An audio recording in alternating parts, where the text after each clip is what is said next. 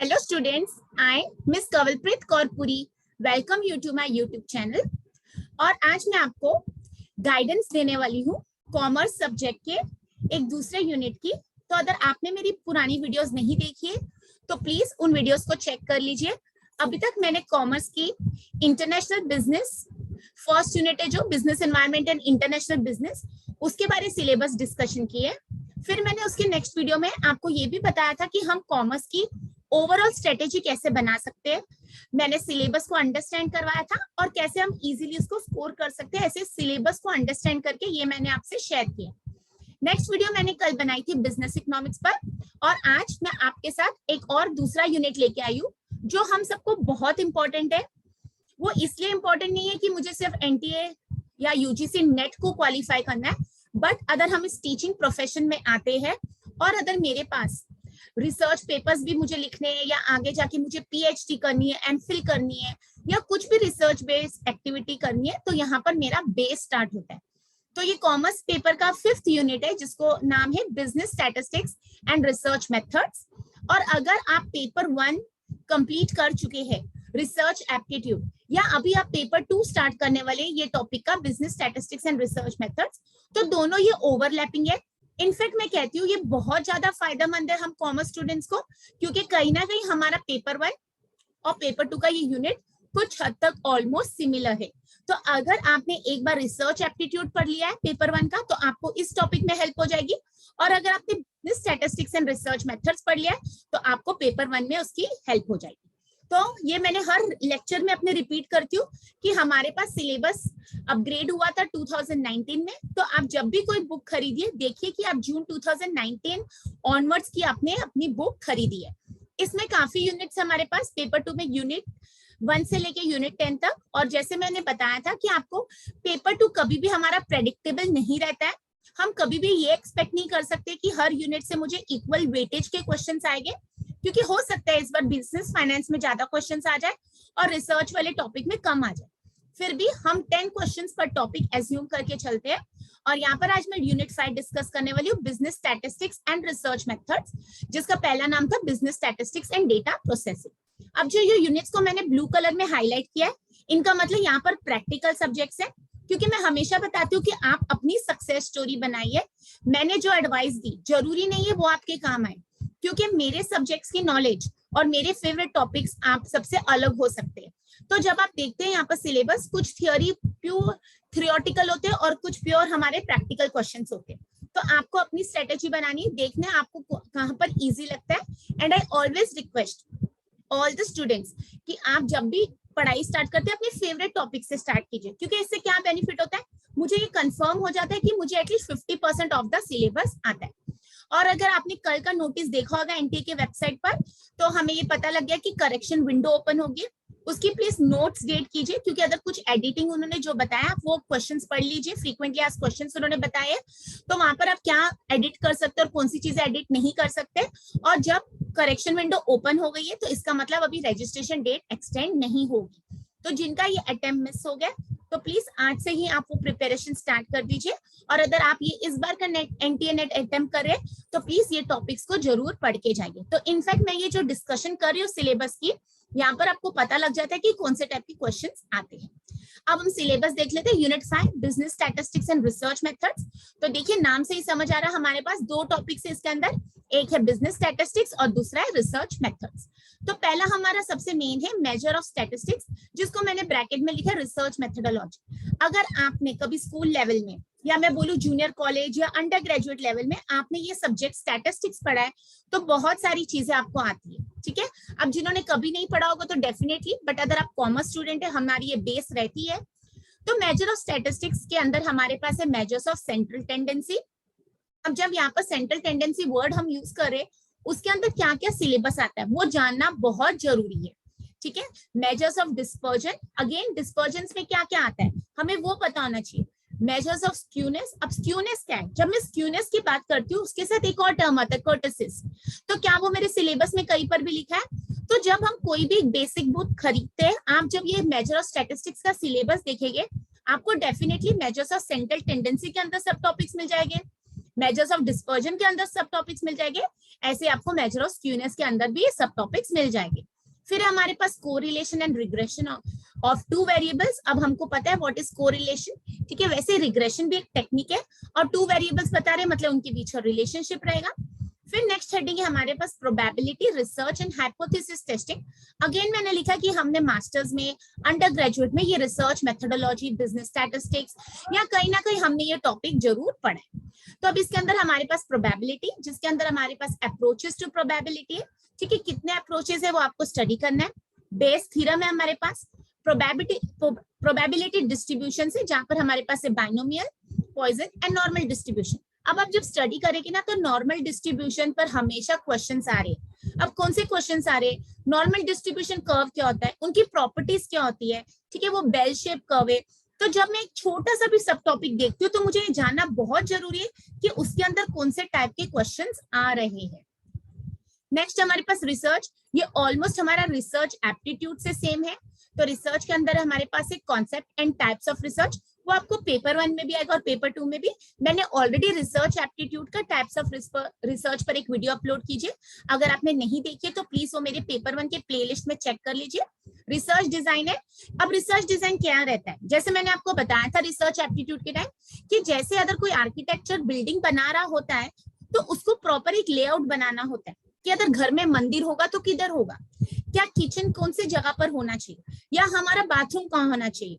तो ये सारी चीजें एक ब्लूप्रिंट होती है। तो सिमिलरली जब हम कोई भी रिसर्च परस्यू करते हैं, अगर अब हम कॉमर्स के स्टूडेंट है तो हम सोशल साइंस में आते हैं, अगर हम हिस्ट्री के स्टूडेंट है तो हमारा रिसर्च डिजाइन हिस्टोरिकल होगा। क्या हम एक्सपेरिमेंट करें तो क्या एक्सपेरिमेंटल रिसर्च डिजाइन है।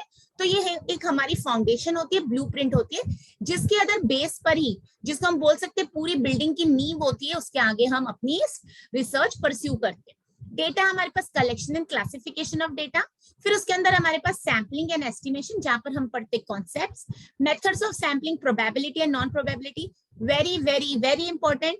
आपको ये सिर्फ एनटीए यूजीसी नेट क्रैक करने के लिए हेल्प नहीं करेगा, बट आप कल जब भी रिसर्च करेंगे, आप जिनसे भी डेटा कलेक्ट करने जाएंगे, आपको ये जरूरी पता होना चाहिए कि आप कौन सा मेथड ऑफ सैम्पलिंग यूज करेंगे, ठीक है। अब जब मैं ये बात करती हूँ मेथड ऑफ सैम्पलिंग, तो यहाँ पर सिर्फ मेथड्स ही नहीं आते, आपको पता होना चाहिए आपका सैंपल साइज क्या है, आपकी टारगेट ऑडियंस क्या है, ठीक है, आप कौन सा मेथड कब यूज करने वाले, या मेरी क्या जस्टिफिकेशन है कि अगर मैंने नॉन प्रोबेबिलिटी मेथड यूज किया तो क्यों यूज किया। आप बेसिक रिसर्च पेपर भी करेंगे, you have to justify that which method of sampling you have used. तो इसके अंदर हमारे पास बहुत कॉन्सेप्ट्स है, जैसे पॉपुलेशन क्या होता है, यूनिवर्स क्या होता है, सेंसस क्या होता है, या पार्ट ऑफ सैम्पलिंग क्या है, ठीक है। ये कब हमको समझ आता है, जब हम बेसिक इतना सिर्फ सब टॉपिक्स नहीं स्टडी कर रहे, हमको पता है कि every subtopic has different सब टॉपिक्स।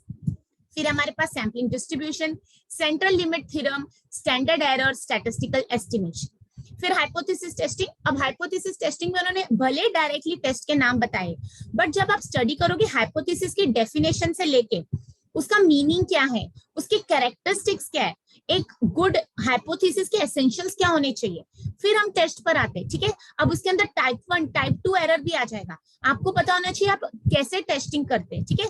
अब ये तो टेस्ट के नाम है, इसके अंदर पैरामीट्रिक, नॉन पैरामीट्रिक। अब जब मैं वर्ड यूज करूँ, पैरामीट्रिक टेस्ट क्या है, नॉन पैरामीट्रिक टेस्ट क्या है, ये Z test, T test, ANOVA, chi square, ठीक है। ये बहुत सारे टेस्ट है, Mann Whitney test, U test, Kruskal Wallis test, जिसको एच टेस्ट, रैंक कोरिलेशन। तो ये कब यूज होते हैं, क्यों मैं अपनी रिसर्च का डेटा कलेक्शन करने के बाद पैरामीट्रिक टेस्ट नहीं यूज कर पा रही हूँ, या क्यों मुझे नॉन पैरामीट्रिक यूज करना है। तो कल जब आप रिसर्च परस्यू करेंगे, आपको ये सारे क्वेश्चंस डेफिनेटली इंटरव्यू में या आपके वाइवा वाले दिन पूछे जाएगी।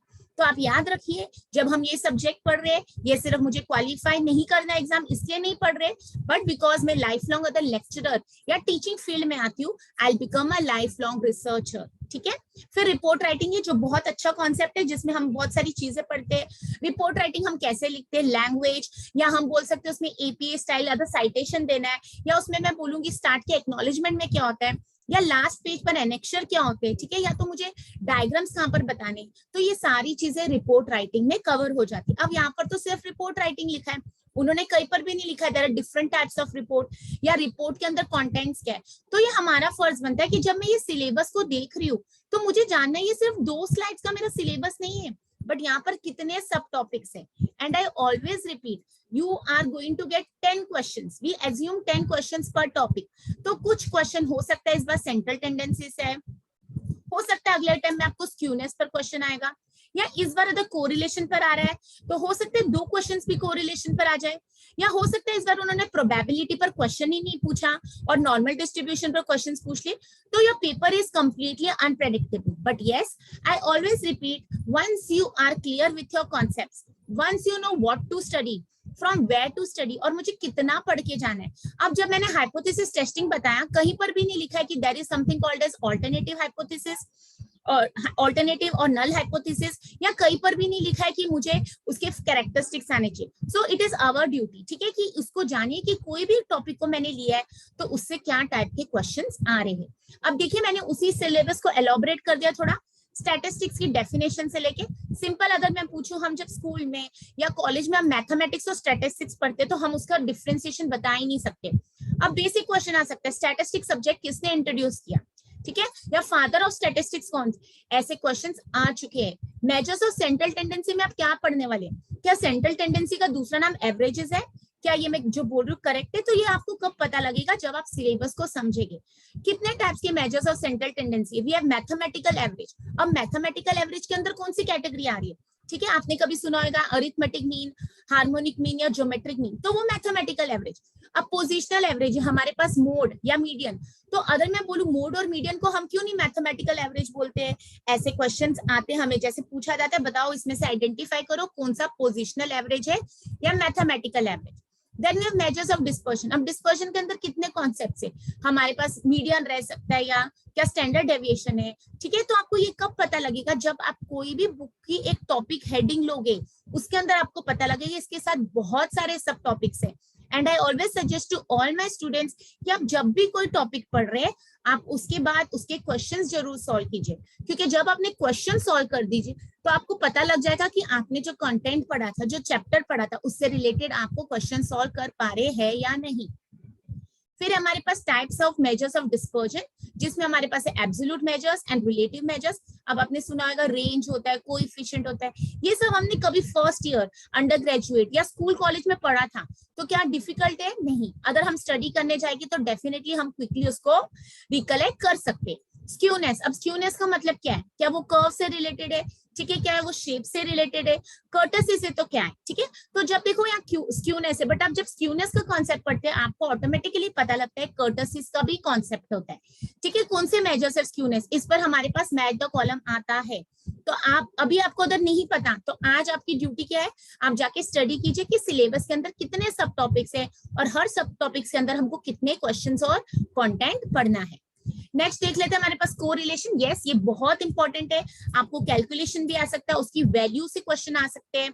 कितने टाइप्स की कोरिलेशन है, पॉजिटिव, नेगेटिव, न्यूट्रल, ठीक है। अगर मैं बोलूं क्या कोरिलेशन है ओबेसिटी और जंक फूड का, अगर वो है तो कितना है, एक्सट्रीम है, एकदम हाई है कि लो कोरिलेशन है, ऐसे क्वेश्चंस आते हैं। Calculation of coefficient of correlation properties, तो जैसे मैंने आपको बताया था कुछ सब्जेक्ट्स हमारे प्योर थियोरेटिकल होते और कुछ में कैलकुलेशन भी आती है। तो इस टॉपिक में हमारे पास अदर 5 क्वेश्चंस में बोलूं या 6 क्वेश्चंस में बोलूं थ्योरी बेस्ड आएंगे, तो हो सकता है 2 या 3 क्वेश्चंस हमारे प्रैक्टिकल क्वेश्चंस भी आएंगे।